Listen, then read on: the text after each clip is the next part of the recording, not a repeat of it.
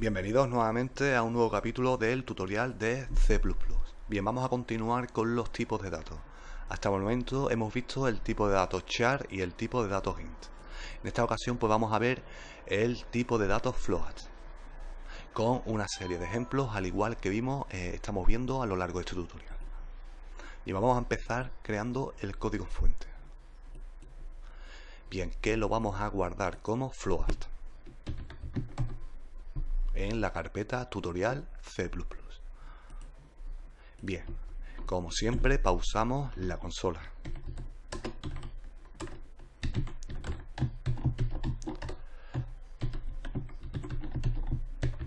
Ok, bien, vamos a comentarlo aquí. Tipo de datos float. Bien, este tipo de datos nos permite trabajar con números decimales. Bien, aparte del tipo de datos float existe el tipo de datos double y long double. Que bueno, lo que los diferencia es la longitud de bytes que requiere.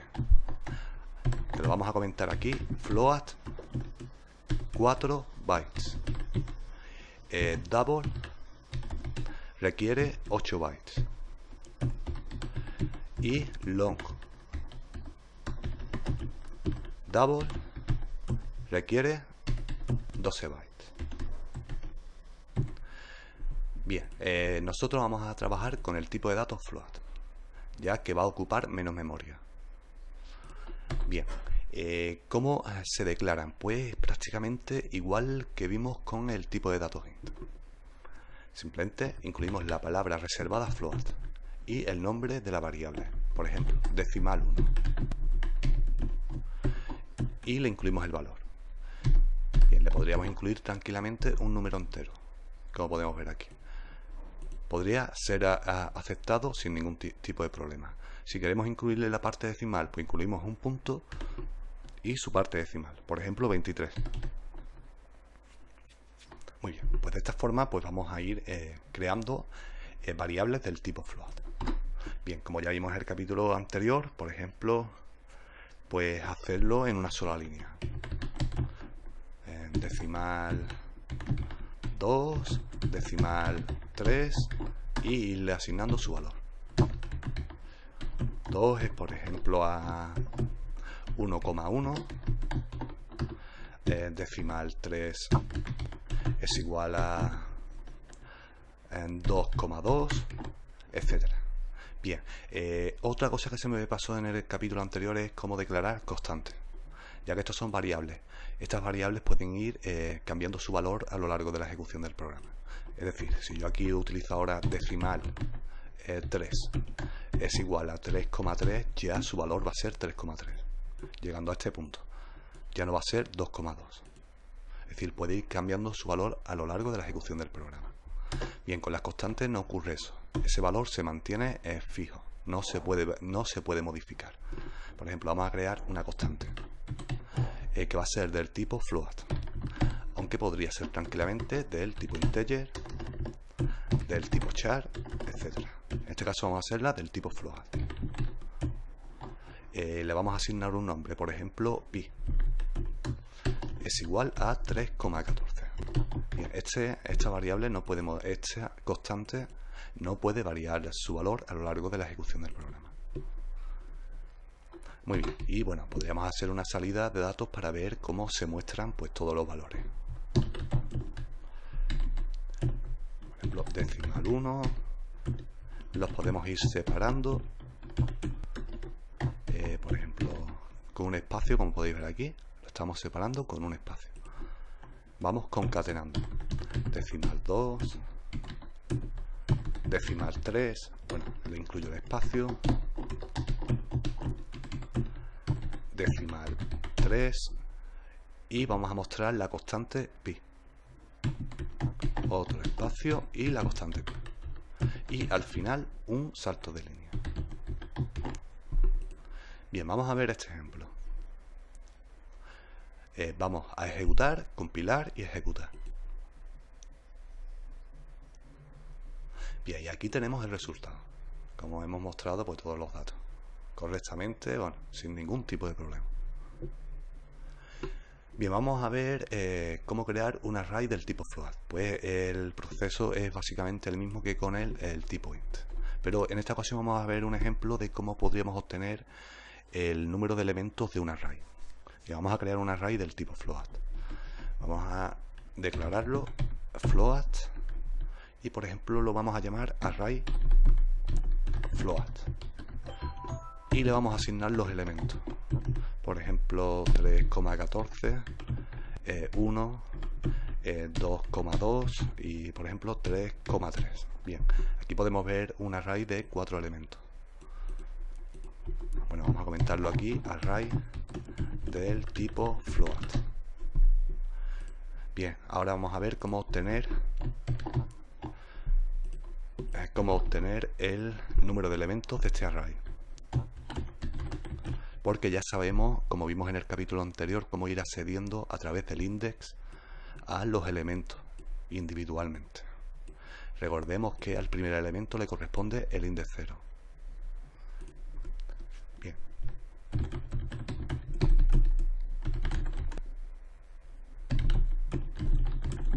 Bien, para obtener el total de elementos de un array, pues vamos a hacer la siguiente operación.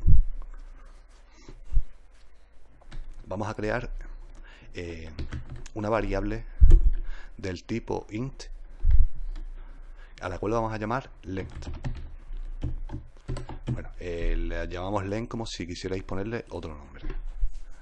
Bien, y vamos a utilizar la función sysof en la cual vamos a incluir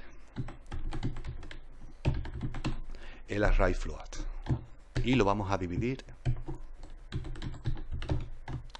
entre el número de bytes del tipo de datos float.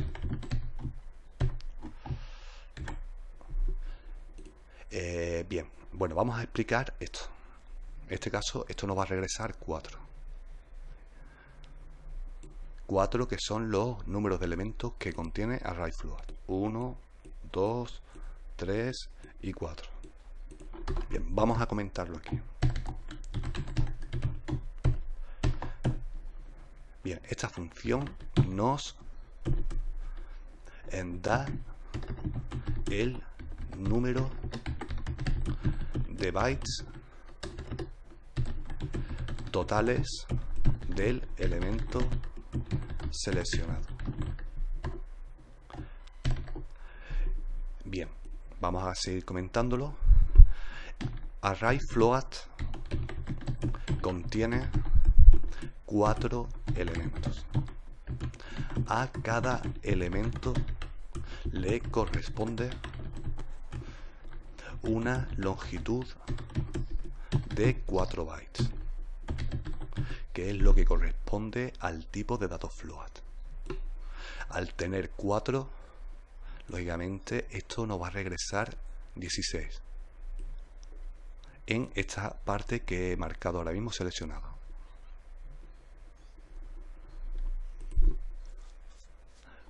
Bueno, por lo tanto,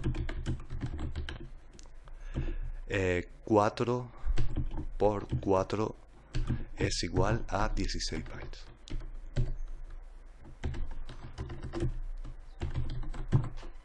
Bien, entonces, lo primero que estamos haciendo aquí, en la operación, en esta división que estamos haciendo, nos va a regresar 16.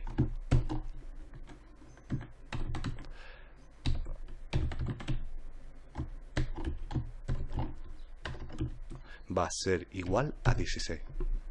16 bytes. Bien, el tipo de datos float alberga 4 bytes. Lógicamente aquí vamos a obtener 4.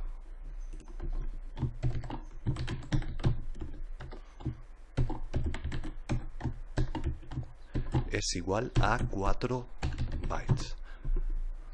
Por lo tanto, el resultado sería el número de elementos, lógicamente. 16 entre 4 es igual a 4 elementos.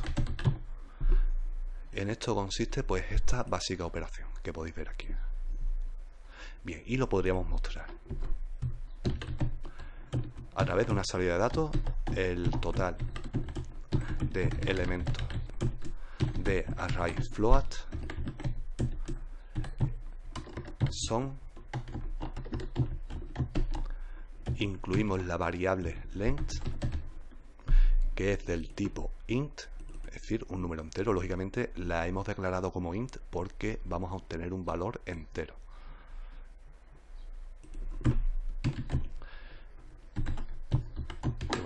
Y vamos a ver el resultado en la consola. Compilar y ejecutar. Bien, y obtenemos que contiene 4 elementos, lógicamente. Bien, pues ya sabemos una cosita más. Y bueno, ¿y cómo realizar una salida de datos? Pues bueno, esto ya, una entrada de datos, perdón, pues esto ya lo hemos visto anteriormente, como en el capítulo anterior, con el tipo de datos int. Entrada de datos. Bien, vamos a ver un pequeñito ejemplo para sumar, en este caso, por ejemplo, un número entero con un número decimal. Bien, declaramos la variable para el número entero, la variable para el número decimal, que por ejemplo la vamos a llamar decimal. Y bueno, vamos a mostrar un mensajito. Vamos a sumar.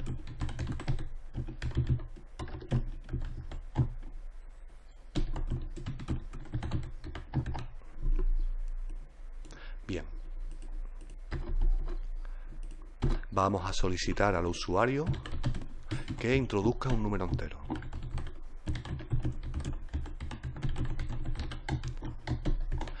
Y lo vamos a obtener con el objeto C, asignándole el valor a la variable entero.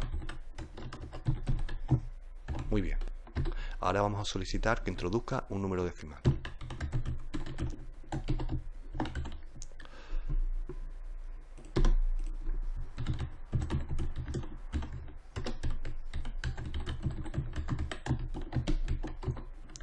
Lo obtenemos y finalmente pues podemos mostrar la suma de ambos números. Entero más decimal es igual a entero más decimal.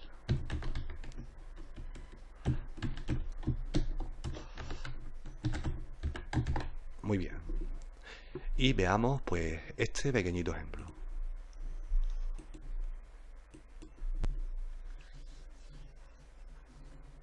Bien, vamos a introducir un número entero, por ejemplo el 3, y vamos a introducir un número decimal, por ejemplo 3,14. Bien, y aquí tenemos la suma de ambos números, del número entero y el número decimal, que es igual a 6,14.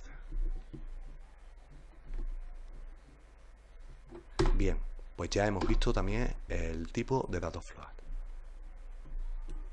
Ok, y aquí pues finalizamos este capítulo y próximamente más. Saludos.